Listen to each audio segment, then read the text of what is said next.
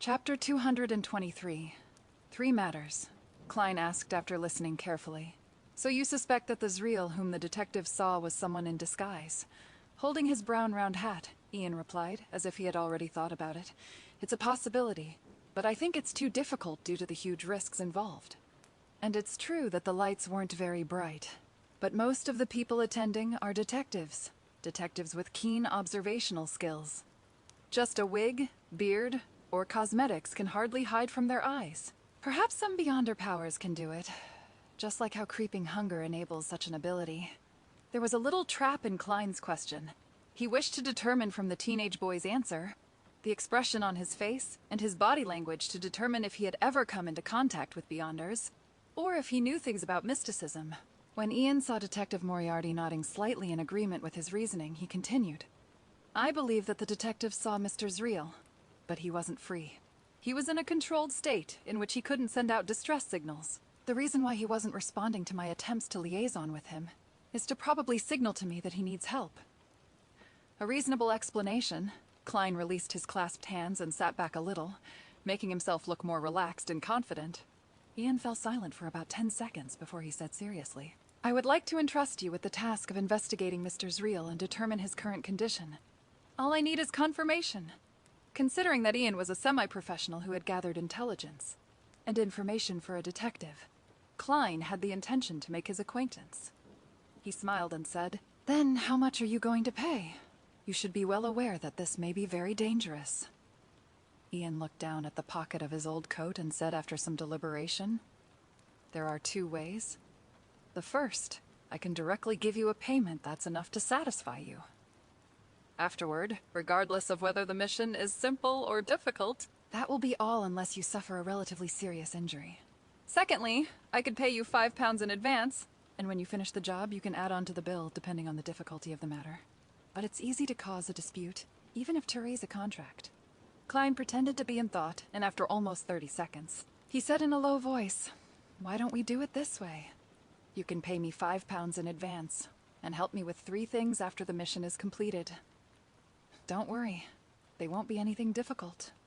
They will be within your capabilities, and it won't make you feel too uncomfortable. This can be agreed upon in the contract. Ian knitted his brows before standing up. He leaned forward and stretched out his right hand. All right.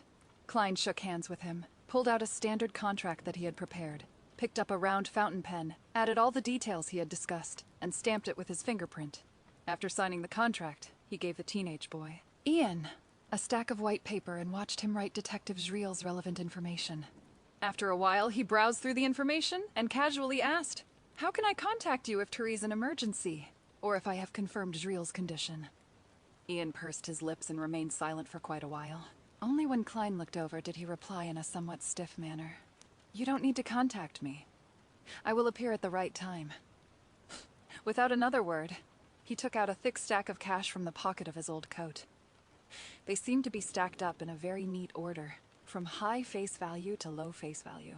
Ian pulled out 31-pound notes from the bottom, counted 6 5-soldi notes, and finally 10 1-soldi notes. When Klein saw that Ian had neatly arranged the notes, with even the portraits of the former kings facing up without a single mistake, Klein suddenly felt a bit frustrated. This is some late-stage obsessive-compulsive disorder. He silently exhaled and received the payment from Ian. According to his visual estimate, Ian had less than £3 left. He probably had all his savings with him. If I had asked for more, would he bail on me without paying? He doesn't look like the kind of person to do so. But one shouldn't judge a book by its cover. Klein folded the bills at random and stuffed them into his pocket, ignoring the untidiness. As such, he succeeded in seeing Ian's slightly twisted expression. I will try to complete the investigation as soon as possible. Klein stood up and held out his hand as a gesture of bidding him farewell. Thank you for your help. Ian thanked him sincerely, because the counteroffer was obviously a discount. Watching the boy who was more mature than his age leave, Klein stroked his chin and silently said to himself, This matter goes deeper than it seems. Ian didn't mention anything about Zriel's recent investigations, or what information he had been instructed to gather. Forget it. I will handle as much as the money is worth. All I need to do is confirm Zriel's current condition. He turned around and walked back into the living room. While doing so, he fished a quarter pence out of his trouser pocket. Ping! As the copper coin tumbled in the air, Klein's eyes turned dark as he muttered if there were any beyonder elements in the case he was handling. Then, he opened his right hand and tried to catch the copper penny. Clang! The coin slipped from his fingertips and fell to the ground, rolling away. This result meant that the divination had failed. From the looks of it, Ian has withheld more things than I thought. The information is so lacking that I can't even obtain a vague divination result. He pursed his lips, took a few steps forward, and bent down to pick up the coin. That night, in the wee hours of the morning, at 138 Rose Street, Backlund Bridge, Klein had changed into a cheap light blue workman's outfit. His mouth, chin, and cheeks were covered with a black beard that at first glance made him look rough and savage. He wore a dark-colored cap and pressed it so low that it nearly covered his eyes. Such caps originated from the Intis Republic hunters. There were certain differences from the traditional deer hunting caps the Loen Kingdom hunters wore. However, such caps had become popular among the lower-class populace of Backlund. Hiding in the shadows of an Intis parasol tree by the side of the road, Klein studied the house across the street with the aid of the elegant gas lamps. It was Riel's home. The detective was from Southville. His parents, relatives, and friends were all there, and he had come to Backlund alone where he slowly forged a name for himself. He was still a bachelor and had only hired 2 temporary maids, the kind that came by every 3 days to clean up the place, without needing to provide them with food or lodging. At the moment, the terrace house he rented was pitch dark. Klein took off the silver chain inside his sleeve and let the topaz pendant hang down naturally. Therese danger inside. Therese danger inside. After repeating it 7 times, he opened his eyes and saw the spirit pendulum spinning clockwise, but very slowly. Therese danger? But it's nothing serious, Klein muttered, and once again confirmed that he had his tarot cards, self-made charms, and holy night powder on him. After doing all this, he looked around, and taking advantage of the stillness of the night, he nimbly rushed across the street. There was no veranda, garden, or lawn, as it directly faced the edge of the street. Klein went around to the side and easily climbed up the water pipe to the small balcony on the 2nd floor, where clothes could be hung out to dry. He took out a tarot card and slid it through the crack, opening the door to the corridor. Following Ian's drawing of the house's layout, Klein walked almost soundlessly to Zriel's bedroom. He lightly tapped his left molar and activated his spirit vision. Through the wooden door, he looked inside. Spirit vision could see aura colors through obstacles without spirituality. However, it was highly dependent on one's abilities. Currently, Klein was able to observe through wooden doors, but was stumped by concrete walls. Furthermore, the scenes he could see weren't too clear. In his vision, he saw 3 humanoid auras in the bedroom behind the door. The colors were blurry and were located in different locations. There are 3 people lying in ambush. Is it to capture Ian or someone else? The bedroom isn't that big. Klein stood in the darkness, calmly considering the results of his observations. At that moment, he suddenly retreated towards the balcony while keeping his footsteps very light. Back at the balcony, Klein took a thin silver slice from his pocket. This was a slumber charm that he had created in an attempt during the afternoon. He didn't pray to the Evernight goddess, but to himself instead. He held a ritual in the name of the Fool that doesn't belong to this era.